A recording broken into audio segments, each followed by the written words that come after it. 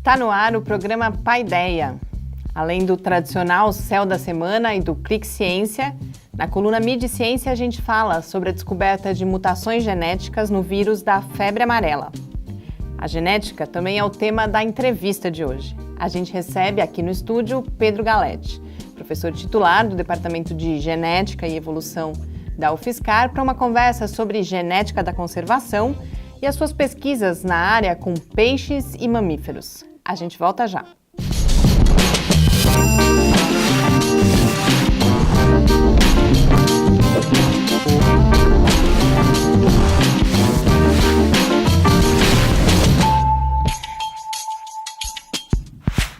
Muito boa noite, a gente começa agora mais uma edição do programa Paideia, que é uma produção do Lab UFSCar com apoio do Centro de Desenvolvimento de Materiais Funcionais, o CDMF. Você acompanha o Paideia na Rádio UFSCar e também em vídeo no site e redes sociais do Lab, sempre às terças-feiras, às 6 horas da tarde. Para apresentar o programa aqui comigo hoje no estúdio, já está o professor Adilson de Oliveira. Muito boa noite, Adilson. Boa noite, Mariana. Boa noite a todos que nos assistem e nos ouvem em mais um programa Paideia. E a gente vai já saber qual é o céu dessa semana.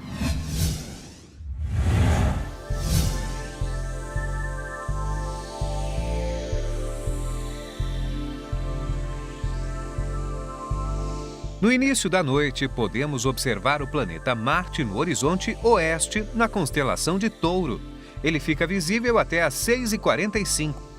Na noite de 26 de maio, a Lua fica ao lado de Marte. A leste, podemos ver Júpiter, visível na constelação de Virgem, até às 3 da manhã.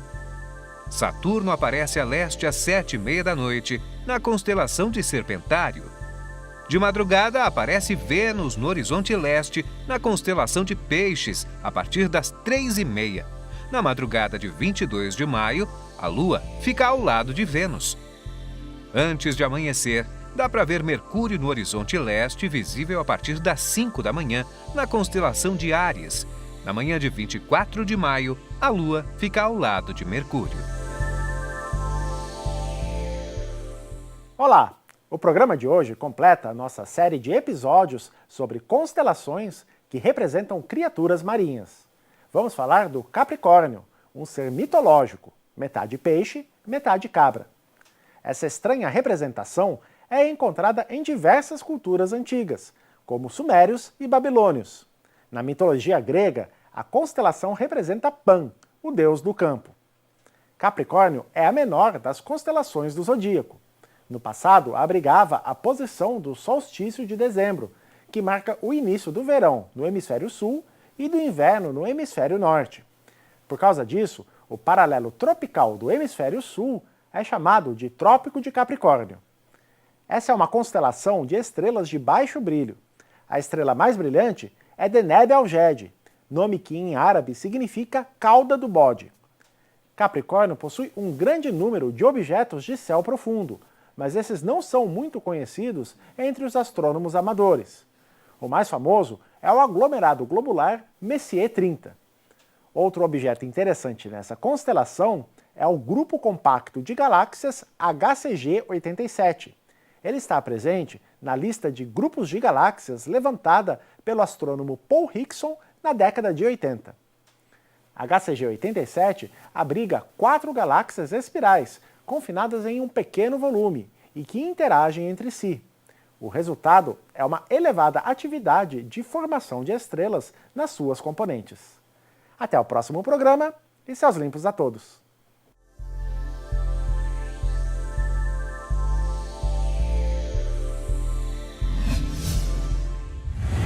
Estamos de volta aqui no Paideia, como a gente viu no Céu da Semana, encerrando um ciclo aí, que a gente falou dessas regiões aquáticas do céu. E muito curioso que nesse programa a gente fala de uma coisa que nos é muito familiar, que é o Trópico de Capricórnio, né, Adilson? Exatamente. Todo mundo que vai para São Paulo, vai até para Sorocaba, acaba cruzando um trechinho da estrada onde está indicada uma placa que passa o Trópico de Capricórnio, né? Como foi mostrado no vídeo, nesse dia o Sol, né, marca o início do verão do hemisfério sul e o Sol ele bate exatamente a pino nessa latitude, então por isso que ele é marcado. Mas o interessante dessa história do Trópico Capricórnio foi aquilo que o Gustavo observou no vídeo, né? Antigamente o Sol estava na frente da constelação de Capricórnio nessa data que era o início do verão. Isso não acontece mais hoje porque você tem um movimento que a Terra faz a cada cerca de 25 mil anos do seu eixo de rotação fazer uma volta completa, né? Isso a gente chama de precessão dos equinócios, quando tem essa mudança desse movimento. Então faz com que o céu modifique dessa maneira. E aí, como eu sempre costumo dizer, muitas vezes as pessoas usam essas questões para a questão astrológica, né? Quem nasce nessa época é do signo de Capricórnio, segundo a astrologia, mas o Sol nem mais está na frente da constelação de Capricórnio quando acontece esse evento, justamente porque a astrologia não conta que o céu muda com o passar do tempo. E é interessante, me parece que essa relação entre a posição, né, das constelações, das estrelas e essas coordenadas marca algo que a gente já falou várias vezes aqui, que era a importância da observação do céu no passado para navegação, para localização mesmo, né? Exatamente, e principalmente para a agricultura, né? O grande estudo do céu estava justamente marcado no início das constelações, né? Perdão, do início das estações, marcadas justamente pela passagem do Sol na frente de determinadas constelações. Isso era fundamental para quando você fosse fazer uma plantação, quando você fosse iniciar uma cultura. Então, o conhecimento do céu, ele sempre foi associado como um marcador de tempo, né? O movimento das estrelas, o movimento do Sol e das luas, né? Eu acho que é bastante interessante isso. E também, como foi mostrado aí no vídeo, quando a gente observa que essa região do céu é uma região bastante rica também, o Gustavo destaca isso com as galáxias que estão nessa direção da constelação de Capricórnio.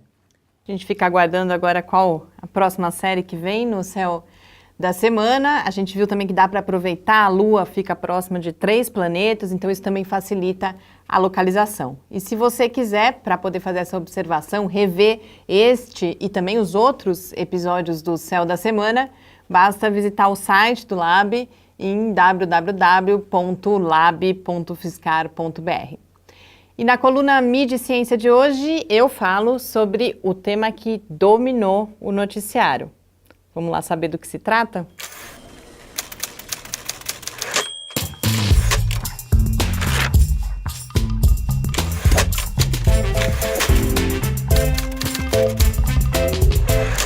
Não fui exatamente eu que escolhi a minha pauta para hoje.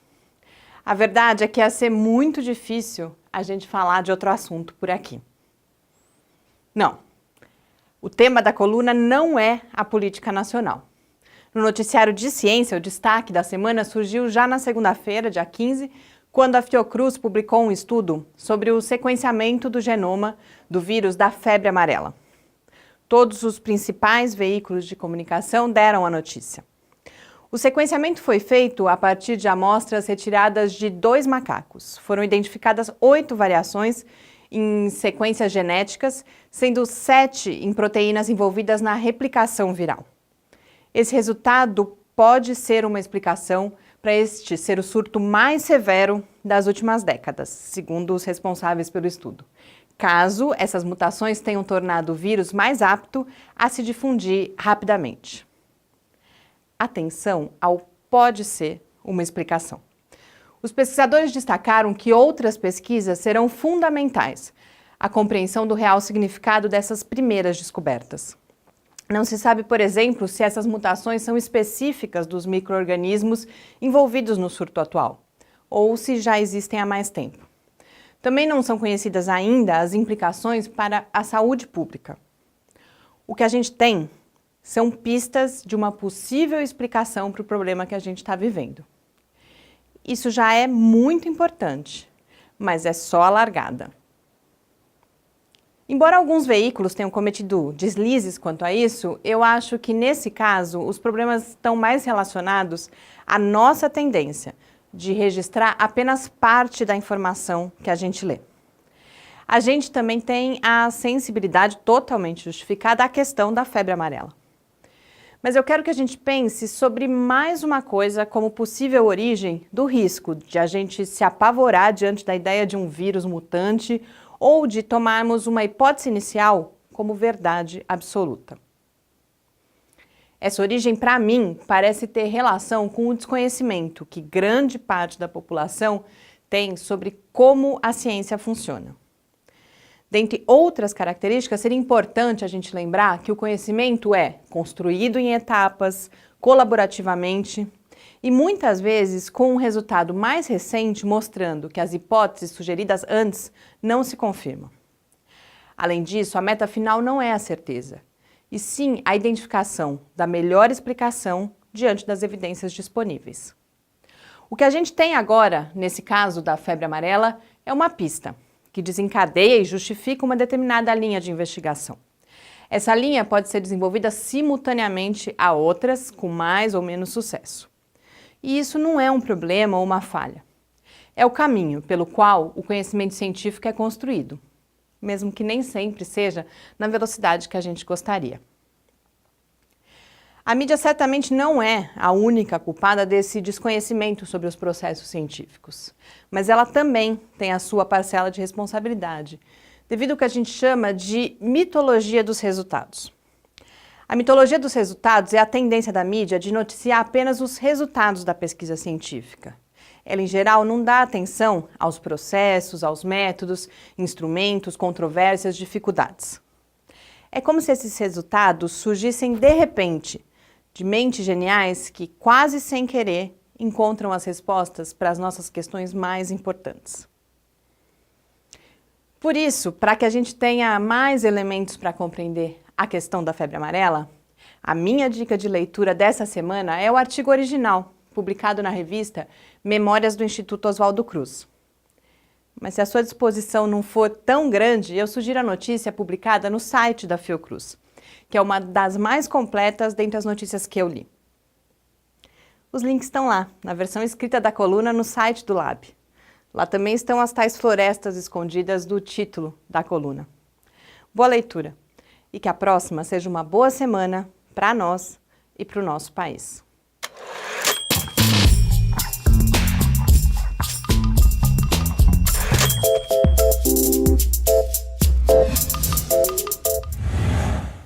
A gente volta aqui no Paideia e eu queria contar um pouco o que me instigou a fazer essa coluna, além do assunto ter realmente dominado o noticiário de ciência a partir do momento em que o estudo foi publicado. A primeira coisa que eu ouvi sobre isso, eu estava trabalhando com um colega do meu lado que falou, você viu? E eu percebi uma comoção nele na hora que ele me contou, descobriram uma questão de variação genética. E aí eu fiquei curiosa e naturalmente já leria as notícias e fui ler com esse olhar de por que isso desperta, né? A hora que a gente fala de uma mutação genética, por que isso despertou aquela reação? E eu imagino que desperte de fato. E aí a gente vê várias características desse artigo que chamam muita atenção. Como eu disse, a mídia realmente foi bastante cuidadosa.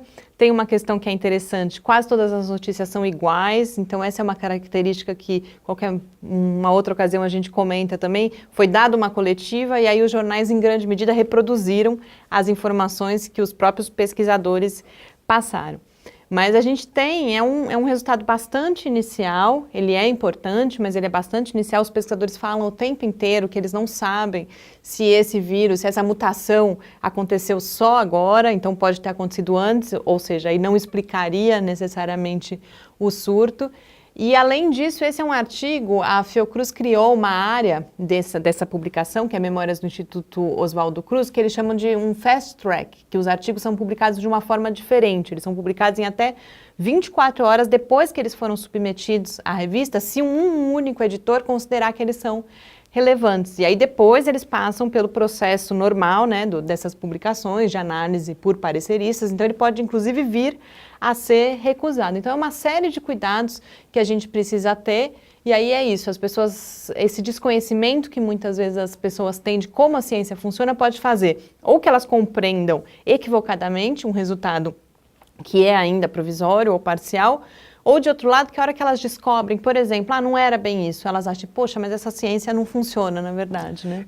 Eu acho que a questão principal da ciência, muitas vezes, é você pensar na história da causa e efeito, né? Nenhum fenômeno que a gente observa na natureza, ele tem uma causa única. ainda mais quando você vai falar de seres vivos, que são sistemas muito mais complexos, sistemas que dependem de muitas variáveis. Aí também há sempre aquela coisa que a gente tem destacado aqui nos nossos vários programas, é que muitas vezes o que apareceu como mais importante? Você tem um vírus mutante, né?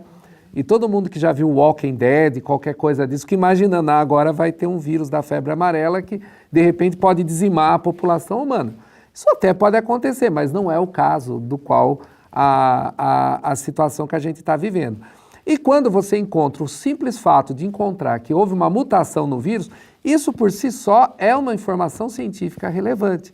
Não importa se esse é a causa ou não de fazer o surto. Ele pode ser uma das componentes, como isso pode ter também outras variáveis, como normalmente é na ciência. Nunca você tem uma causa unívoca que determina um problema. E ainda mais, como a gente já disse, sistemas biológicos, sistemas são muito complexos.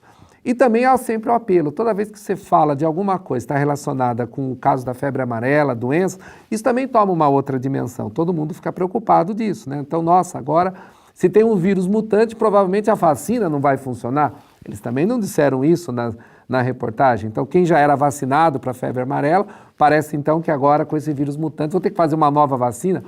Pode até ser, mas como diz, a primeira coisa, descobrimos que mudou o vírus.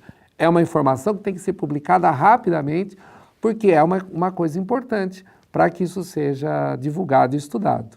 Tem que ser publicada rapidamente, inclusive essa é uma ponderação que eles fazem para que outros pesquisadores ao redor do mundo, ao terem contato com essa informação, façam comparações também com as informações que eles já têm. E é interessante que você falou da vacina, porque esse foi um cuidado muito grande que os pesquisadores tiveram. Todas as notícias trazem essa informação de que a vacina é válida, porque inclusive as mutações aconteceram em regiões que não estão relacionadas ao aspecto que faz com que a vacina seja válida. Eu acho que esse também tem, a Fundação Oswaldo Cruz também tem uma característica importante, porque eles têm um cuidado da divulgação da ciência, eles até têm um núcleo lá de divulgação científica, então por isso que, como você disse, no site da Fiocruz você vai encontrar a melhor descrição, a melhor reportagem sobre isso, porque justamente há uma preocupação de não somente divulgar os resultados, mas também levá-lo para a população que não tem contato diretamente com o conhecimento científico para entender essas descobertas. Poderia ficar muito mais tempo falando aqui, inclusive no artigo, na versão escrita da coluna, eu abordo um outro caso que também aconteceu nessa semana, mas a gente precisa ir para o próximo bloco. Eu sugiro que vocês deem uma visitada lá no Mídia e Ciência, versão escrita no site do Lab. E para a gente encerrar esse primeiro bloco do programa, a gente vai conhecer a pesquisa realizada pela professora do Departamento de Engenharia Química da UFSCar, Gabriela Cantarelli Lopes. E em seguida a gente volta para a entrevista aqui no nosso estúdio com o professor Pedro Manuel Galetti Júnior, que é professor titular do Departamento de Genética e Evolução da UFSCar. Fique com a gente. Oi pessoal, meu nome é Gabriela Cantarelli Lopes, eu sou professora do Departamento de Engenharia Química da UFSCar.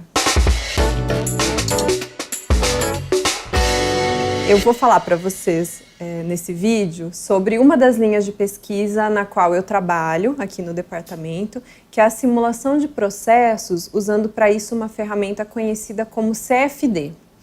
Então, CFD é a sigla para Computational Fluid Dynamics. Ela é o estudo da dinâmica, do escoamento de fluidos, que podem ser gases ou líquidos, usando para isso recursos computacionais. O CFD, ele parte de equações que são majoritariamente fenomenológicas e diferenciais. Então, se você integra essas equações num domínio de cálculo, faz uma integração numérica dessas equações, é possível predizer características locais do escoamento, parâmetros locais desse escoamento. Então, com isso, é possível se verificar regiões daquele equipamento em que haja algum problema, como, por exemplo, uma região que tenha uma mistura ruim, uma região de estagnação, e essa região, uma vez identificada, pode ser corrigida. Então, você pode fazer alterações no projeto, nas características geométricas do seu equipamento, ou então nas condições operacionais, de forma a tentar corrigir essa falha, esse problema. ou até mesmo tentar otimizar, tentar melhorar o processo em questão. Um dos estudos, um projeto que está inclusive em vigência, diz respeito à filtração de gases. Então, na filtração de gases, primeiramente, a gente inicia o estudo fazendo imagens em microscópio eletrônico do meio filtrante, que pode ser, por exemplo, um tecido. Então, tendo essas imagens bastante aproximadas do meio filtrante, é possível analisar as imagens e, com isso, determinar uma distribuição de diâmetro de fibras.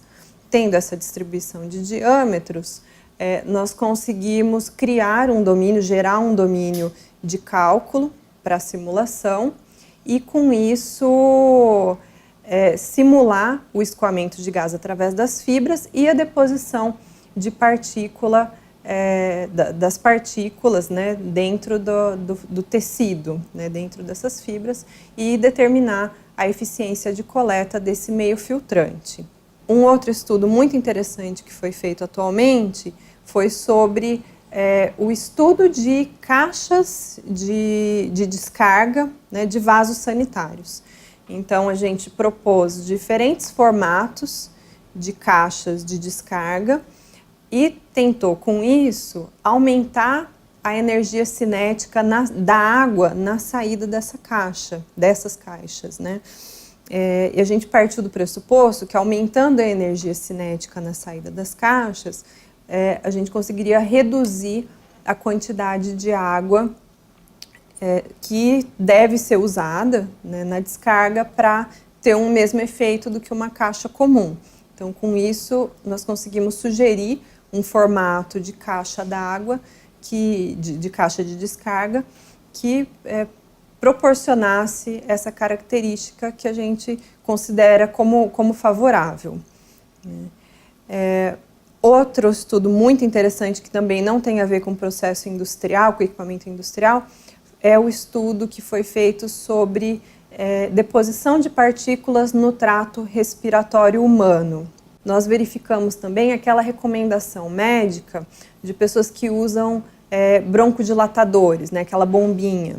Então, a pessoa que usa o broncodilatador, a recomendação que se dá, né, para essa pessoa é de que, depois de inspirar, né, o medicamento, deve-se suspender a respiração por alguns segundos para só depois exalar o ar.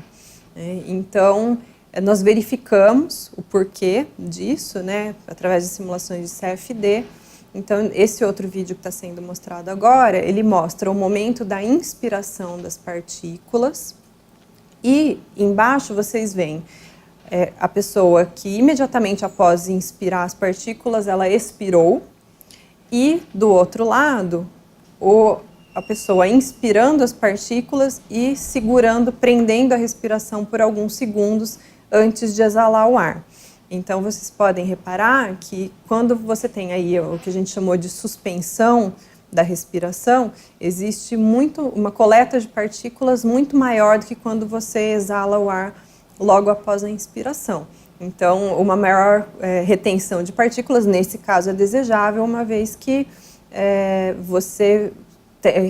para o medicamento agir, ele precisa ser coletado no trato respiratório, no pulmão. Resumindo, as ferramentas de CFD elas podem ser usadas para uma infinidade de processos, para simular uma infinidade de coisas que envolvam o escoamento de fluidos. Eu mostrei apenas algumas, né, aí para vocês, e o objetivo é sempre esse: melhorar um processo, ou então simplesmente visualizar, né, entender como é o escoamento num determinado processo, seja ele industrial ou não.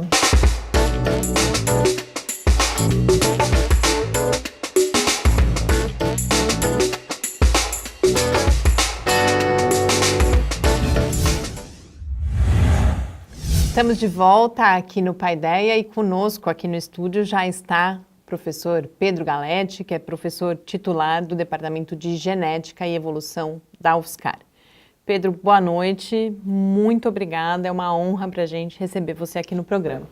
Boa noite, eu é que agradeço o convite e é uma honra também participar desse evento com vocês. A gente hoje, se a gente tiver tempo, vai falar de duas áreas ou duas linhas, de certa forma, com as quais você trabalha, pesquisa sobre peixes, pesquisa sobre outros predadores de topo de cadeia, sobre onça, mas tem algo que é comum a todos esses estudos, que é a área da genética da conservação. Então, para a gente começar, eu gostaria que você apresentasse brevemente o que é a genética da conservação e quais as contribuições, as principais contribuições que ela pode dar à compreensão e ao cuidado com a biodiversidade brasileira. Bem, a genética da conservação é uma disciplina relativamente nova e ela nasceu a partir da conscientização dos pesquisadores de que a genética, tanto do ponto de vista da sua teoria quanto do ponto de vista das tecnologias genéticas, poderia ajudar a minorar o problema das espécies ameaçadas de extinção. Então, a partir do momento em que a comunidade de ciência, particularmente da área de genética, percebe de que nós temos, enquanto ferramentas e enquanto corpo conceitual e teórico, condições de contribuir para resolver problemas relacionados a espécies ameaçadas de extinção, surge então a disciplina genética da conservação, que é fundamentalmente isso, usar o nosso conhecimento e a nossa tecnologia para tentar salvar as espécies que estão ameaçadas de extinção. E como? Que tipo de conhecimento a genética, ou alguns exemplos de que tipo de conhecimento a genética da conservação produz e como que isso pode ser usado, por exemplo, para as políticas, para planejar ações de conservação das espécies? A base da genética é a variação genética. E todos nós sabemos que a variação genética ela é fundamental para a persistência de uma espécie a longo prazo, sob o ponto de vista da evolução, porque é sobre a variação genética que a seleção natural atua. E a variação genética dá à espécie a capacidade de responder favoravelmente à espécie às mudanças climáticas, ambientais, que ocorrem ao longo do seu percurso na evolução. Então, a variação genética é o capital fundamental da espécie.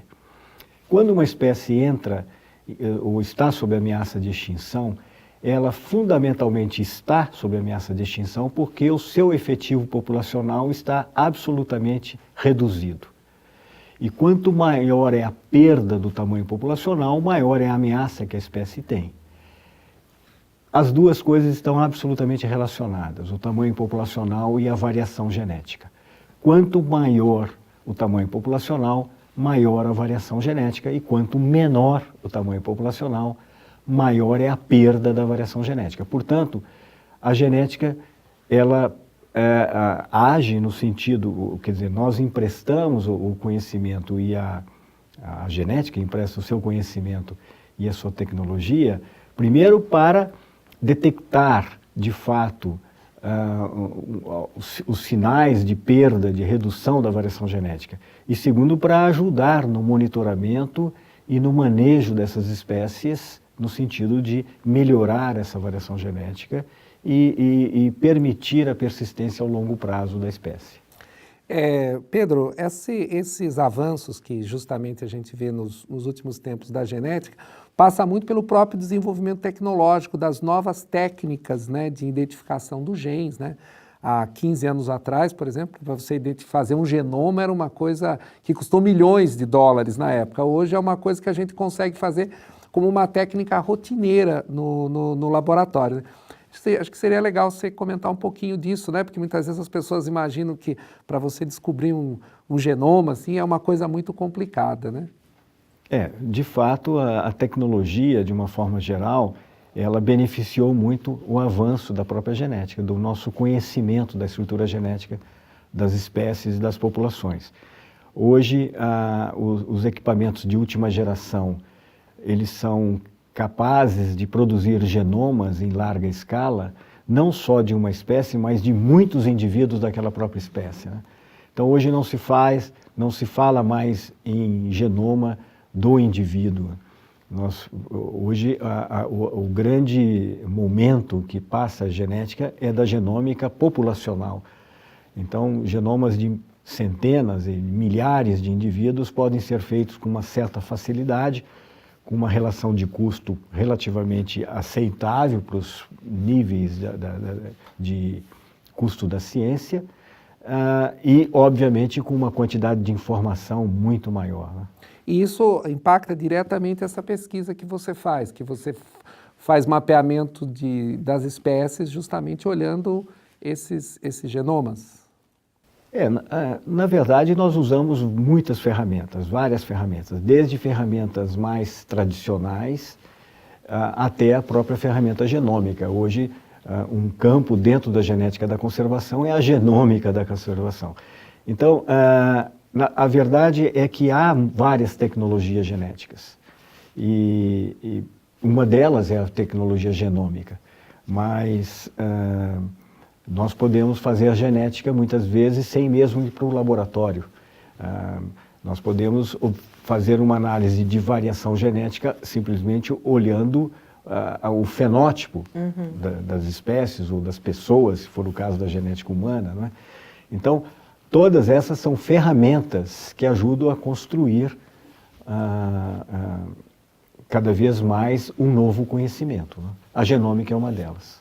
Na sua fala inicial, Pedro, eu consigo ver uma ênfase, compreender a parte do diagnóstico, né? Então, se essas populações, como que está a variação e, portanto, quão aptas elas estão, por exemplo, a sobreviver.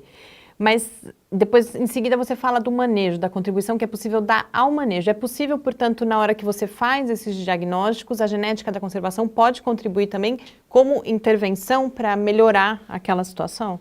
Sim. Eu acho que esse é um grande objetivo, não é parar no diagnóstico.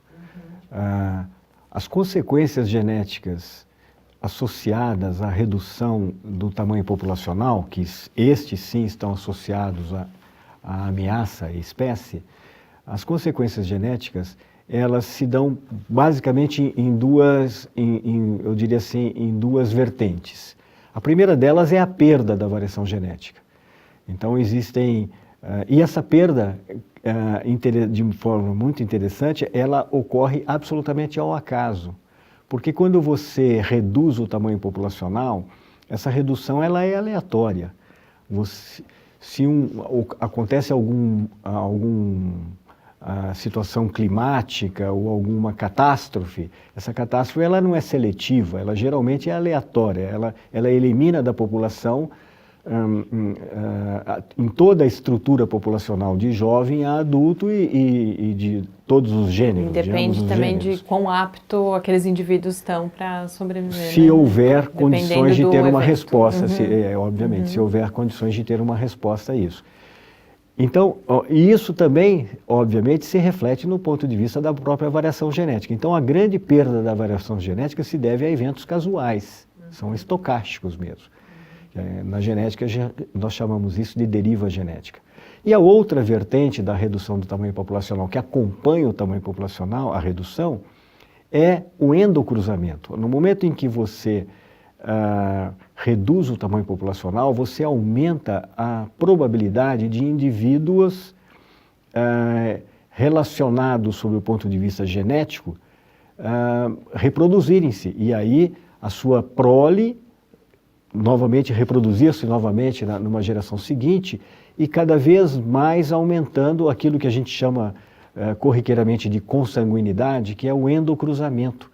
E o endocruzamento, ele, sob o ponto de vista genético, ele tem um impacto diferente do que a perda da variação genética por deriva. Ele tem um impacto de expor, por exemplo, os genes deletérios, os genes que geralmente são recessivos e ficam nos chamados heterozigotos. No momento em que você aumenta o endocruzamento, você aumenta os indivíduos homozigóticos, desculpe a expressão, tenho que usar alguns conceitos que agora me são obrigados a falar, mas no momento em que você aumenta o grau de consanguíneos, você expõe à população esses genes deletérios e esses indivíduos acabam trazendo prejuízos à população de uma forma geral. Nós chamamos isso de depressão endogâmica. Então, uma das primeiras coisas que acontece numa espécie ameaçada de extinção, em paralelo, é a perda de adaptação mesmo, a perda de potencial adaptativo. E isso, às vezes, se expressa na fertilidade. Por exemplo, espécies que são muito endogâmicas, elas, ao longo das gerações, elas vão se tornando inférteis. Você imagine, isso vai naturalmente levar à extinção. O que faz a genética, então, ao momento que faz o diagnóstico de que há perda e de que há elevada endogamia?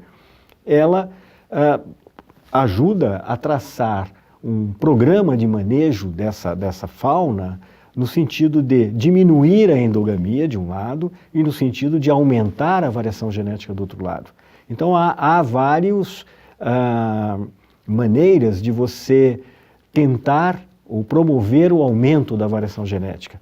São táticas de manejo que você pode usar para aumentar. Do outro lado, há outras táticas de manejo para você aumentar ou minimizar o efeito de endogamia e da depressão endogâmica.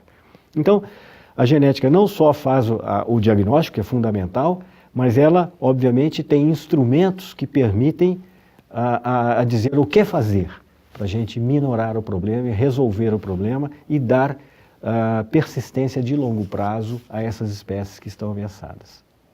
A gente já volta a falar mais da genética da conservação, mas tem um outro aspecto que é comum às suas pesquisas, que você trabalha com predadores de topo de cadeia alimentar. O que são o nome já é quase que autoexplicativo, mas por que estudar esses animais?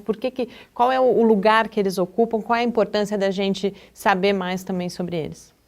Sob o ponto de vista funcional de um ecossistema, o ecossistema é estruturado. Nós temos os organismos, que são os nossos organismos, que nós dizemos que são os produtores, porque são aqueles que são capazes de absorver a energia solar e absorver os elementos mínimos da natureza, como a água e o oxigênio, e transformar isso em matéria orgânica. É o caso das nossas plantas, a partir da fotossíntese. Esses são os produtores do ecossistema. Esses produtores criam a biomassa necessária para que os animais, eventualmente que não têm essa capacidade de fotossintetizar e produzir a biomassa, vão utilizar dessa biomassa, são os chamados consumidores. Eles vão consumir daquela biomassa para poder crescer, multiplicar, se reproduzir e, enfim, ter a sua própria existência. Então isso cria no ecossistema uma estrutura de cadeia alimentar.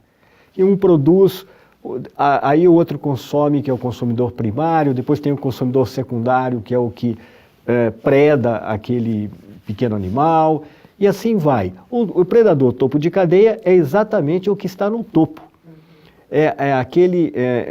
Aquela espécie que depende, obviamente, dos elementos que estão no seu nível inferior.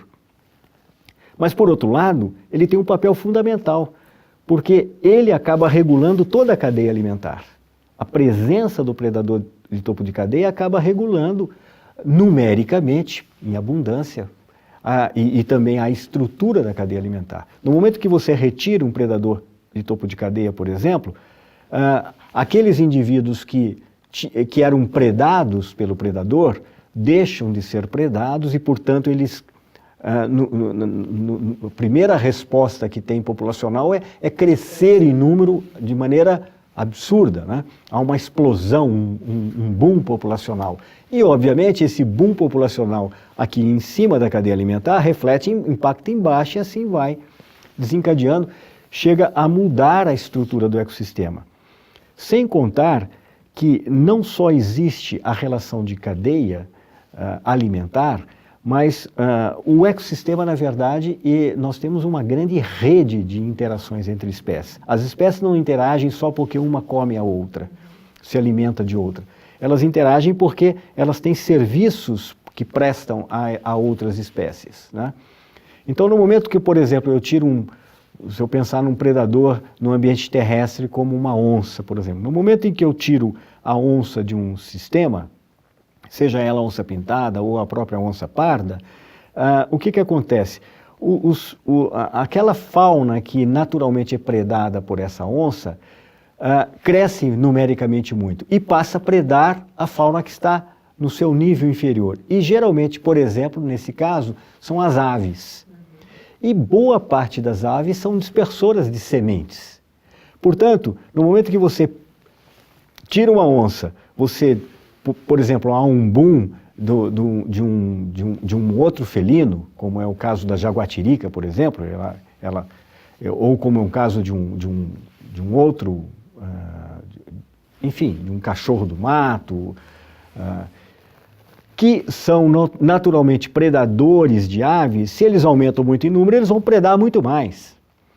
E aí eu vou mudar a estrutura da comunidade, não por uma relação simplesmente de predação, mas porque eu estou eliminando as aves, por exemplo, que dispersariam sementes. E aí muda toda a paisagem, vegetação, a estrutura daquele ecossistema. Então, as relações são muito complexas e elas estão realmente em redes de interações. E qualquer elemento dessa rede que você perde, você modifica, você tem um impacto grande. E como isso é o que a gente, como você até mesmo disse, é um sistema complexo, um sistema de muitas variáveis, existe alguma é possível a gente perceber uma correlação? Olha, se eu remover X onças de um certo ecossistema, é possível imaginar, quantificar o impacto que eu tenho disso? Ou pelo menos uma estimativa?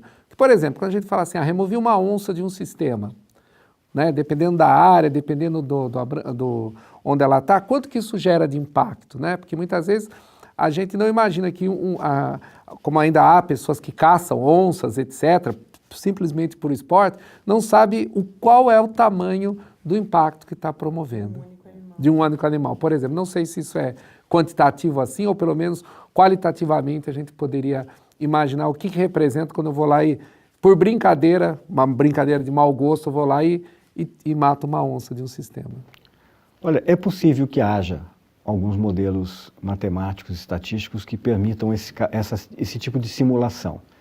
O que os pesquisadores, os ecólogos, fazem hoje geralmente é tratar com a presença e a ausência do animal. Então, porque, obviamente, o efeito da ausência é mais detectável. Agora, é possível que nesse percurso entre presença e ausência você possa desenvolver algoritmos que lhe permitam identificar o impacto sob o ponto de vista quantitativo. Eu desconheço um algoritmo agora que pudesse ser utilizado para isso, por exemplo, retirar um indivíduo, mas retirar uma espécie, sim. Aí isso é o tipo de modelagem, de simulação que é feito pelos ecólogos em geral, que trabalham com questões de ecossistemas e de interações entre espécies. Pedro, você participou de um Clique Ciência em 2014 e lá você falava das pesquisas, inclusive com as onças, e aí chegava, ao final, destacava muito como cada vez mais percebia a relevância de preservação dos hábitats para que esses animais, então, e para que não houvesse todo esse distúrbio. E falava da importância do papel desse conhecimento científico chegar até os nossos gestores, até as lideranças políticas, para que houvesse políticas, portanto, de conservação.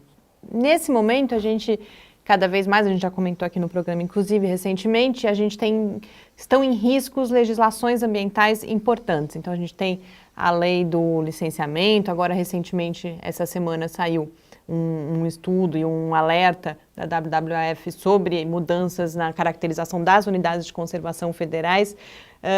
Como que está esse fluxo de conhecimento científico e gestão nessa área? Por que a gente tem, por exemplo, nesse momento, esses riscos, mas principalmente assim, está chegando esse conhecimento, não está chegando? Como que você avalia essa relação entre o conhecimento científico e a formulação de políticas ambientais no Brasil atualmente? Eu diria que, modernamente falando, o conhecimento científico está, sim, chegando aos órgãos públicos e aos tomadores de decisão.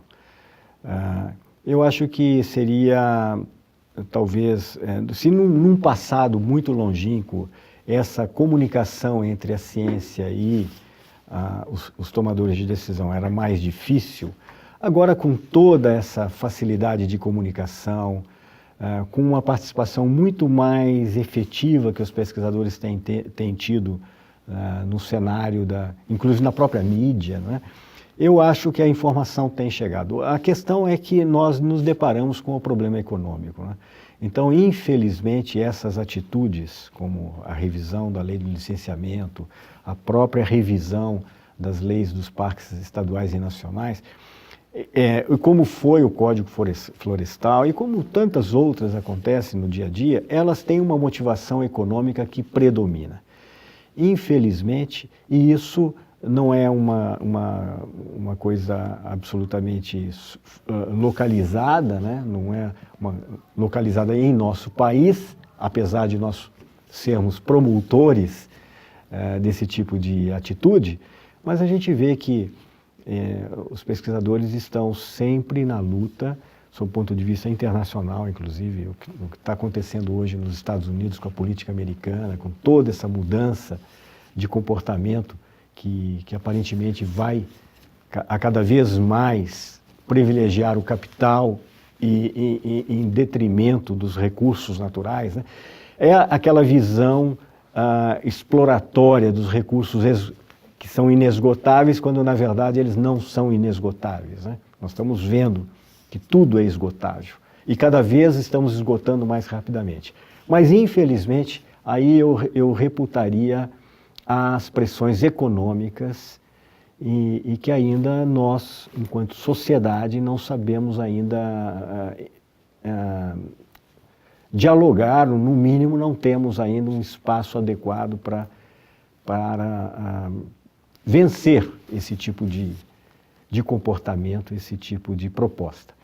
Então eu diria o seguinte, há vários órgãos públicos que têm inclusive pesquisadores, eu vou me tratar agora, tratar especificamente relacionado à biodiversidade. Nós temos um sistema público relacionado ao Ministério do Meio Ambiente, que é um sistema de pesquisa muito importante, que está hoje no Instituto Chico Mendes, o ICMBio. O pessoal faz um trabalho muito importante e faz um trabalho muito próximo da academia. Então, muitos dos nossos trabalhos feitos aqui na universidade ou em universidades de colegas parceiros têm uma repercussão com esses colegas pesquisadores também desses institutos, que também são bravos lutadores para que essas políticas públicas sejam implementadas. A questão é que, na hora do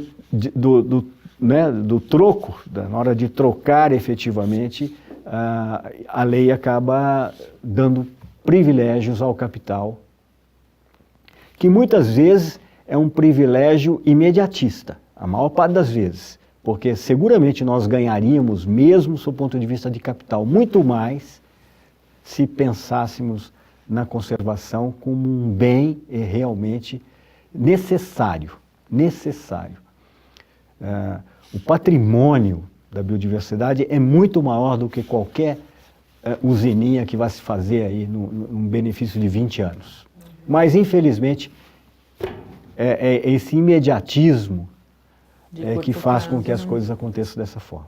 Eu acho que então um ponto fundamental é justamente a gente levar para todas as pessoas a importância que estudos desse tipo têm. Eu acho que isso é um ponto fundamental para a gente avançar nisso, porque somente quando a gente faz uma pressão conscientizando as pessoas sobre a importância de, por exemplo, saber preservar que determinado animal no ambiente, não é só porque ele vai extinguir, mas é porque aquele animal vai impactar toda uma cadeia enorme. Isso vai refletir na própria questão da sobrevivência humana. Eu acho que esse é um aspecto importante. Uma hora a gente vai acabar sendo o nosso próprio, vai limitar a nossa própria existência, influindo diretamente nos ecossistemas. As pessoas, não como você mesmo disse, tem essa visão imediatista, não percebe que algumas coisas que a gente faz hoje, que parece que não tem impacto, numa escala de tempo maior, pode sim levar, inclusive, à própria extinção da humanidade. Só antes a gente precisa concluir, o nosso tempo está acabando e é por isso, inclusive, que a gente quer receber você ainda várias vezes aqui no programa. Pedro, eu já agradeço e passo a palavra, então, para você concluir e se despedir aí dos espectadores e ouvintes. Primeiro, eu queria dizer que eu concordo em gênero, número e grau com o que você disse, Adilson. É isso mesmo. Eu acho que a gente precisa continuar, e vocês estão fazendo um papel maravilhoso com isso. Continuar levando, decodificando, como a gente costuma dizer, né, a ciência para toda a sociedade. Se a gente tiver uma sociedade mais científica, com conhecimento científico apropriado, possivelmente a gente vai conseguir a longo prazo mudar um pouco essa história dessas mudanças políticas que a gente vê por aí. Mas eu queria dizer também o seguinte, que para mim é uma honra e um prazer muito grande vir aqui, essa oportunidade de conversar com vocês, e estou sempre à disposição para conversar. Obrigada. Precisamos falar dos peixes que acabou não dando tempo da gente abordá-los hoje. Muito obrigado, Pedro. E o Paideia fica por aqui. A gente volta na próxima terça-feira. Acompanhem o Lab no Facebook, no Twitter, ou também falem conosco, enviem sugestões, questões para o cliqueciência@ufscar.br. Muito boa noite para todo mundo. Uma boa noite para todos.